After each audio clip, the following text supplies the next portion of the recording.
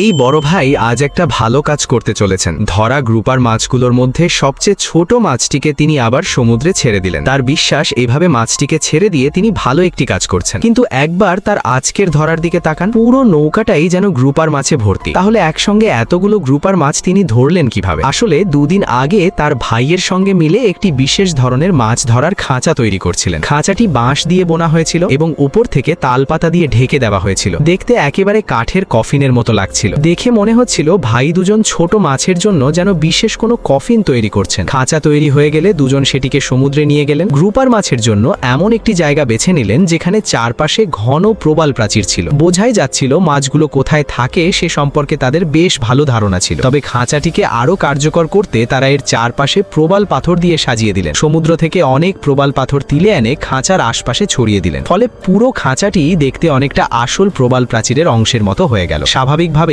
ছোট মাছগুলো এটিকে নিরাপদ আশ্রয় ভেবে সহজেই ভেতরে ঢুকে পড়বে। কিন্তু শুধু খাঁচা তৈরি করলেই তো হবে না, মাছকে ভেতরে আনার জন্য দরকার ছিল উপযুক্ত টোপ। এজন্য তারা সমুদ্র থেকে প্রচুর সামুদ্রিক সজাউর অর্থাৎ সি আর্চিন ধরে আনলেন। সেগুলো জালের মধ্যে ভরে নৌকার পাশে নিয়ে এসে জালটি কয়েকবার ভালোভাবে ঝাঁকিয়ে নিলেন যাতে গায়ে লেগে থাকা মাটি ও বালি ঝরে যায়। এরপর সব সি আর্চিন একটি কাঠের পাটাদনের ওপর রেখে বের করলেন পুরনো হাতুড়ি। তারপর শুরু হলো জোরে জোরে পেটানোর কাজ। কিছুক্ষণের মধ্যেই সব সি আর্চিন একেবারে গুঁড়ো হয়ে গেল। যদিও তাজা সি আর্চিন বাজারে বিক্রি করলে ভালোই টাকা পাওয়া যেত, কিন্তু সবুজের বিশ্বাস ছিল এই টোপ ব্যবহার করলে তার জালে এর চেয়েও বড় লাভ ধরা পড়বে। তাই গুঁড়ো করা সি আর্চিন পুরো খাঁচার ভেতরে ছড়িয়ে দিলেন। কাজ শেষ করে দুজন সেখান থেকে চলে গেলেন। এখন তাদের শুধু দুদিন অপেক্ষা করতে হবে। দুদিন পর সবুজ আবার তার ভাইয়ের সঙ্গে সেই জায়গায় ফিরে এলেন। এবার দেখার পালা তাদের তৈরি খাঁচাটি কতটা সফল হয়েছে। সবুজ প্রথমেই সমুদ্রে নেমে খাঁচাটি পরীক্ষা করতে গেলেন। ভেতরে উঁকি দিতেই তার চোখ যেন কপালে উঠে গেল। খাঁচার মধ্যে ইতিমধ্যেই অনেকগুলো বড় মাছ আটকা পড়েছে। তিনি সঙ্গে সঙ্গে পানির ওপরে উঠে ভাইকে জানালেন এবার খাঁচা তোলার সময় হয়েছে। একটি দড়ি নিয়ে তিনি আবার সমুদ্রে নামলেন এবং সেটি মাছ ধরার খাঁচার সঙ্গে শক্ত করে বেঁধে দিলেন। এরপর খাঁচার ওপর রাখা ভারী প্রবাল পাথরগুলো সরিয়ে ফেলা হলো। নৌকার ওপরে থাকা ভাই দড়ি টানতে শুরু করলেন আর পানির নিচে থাকা সবুজ খাঁচাটিকে ওপরের দিকে ঠেলতে লাগলেন। দুজনের মধ্যে ছিল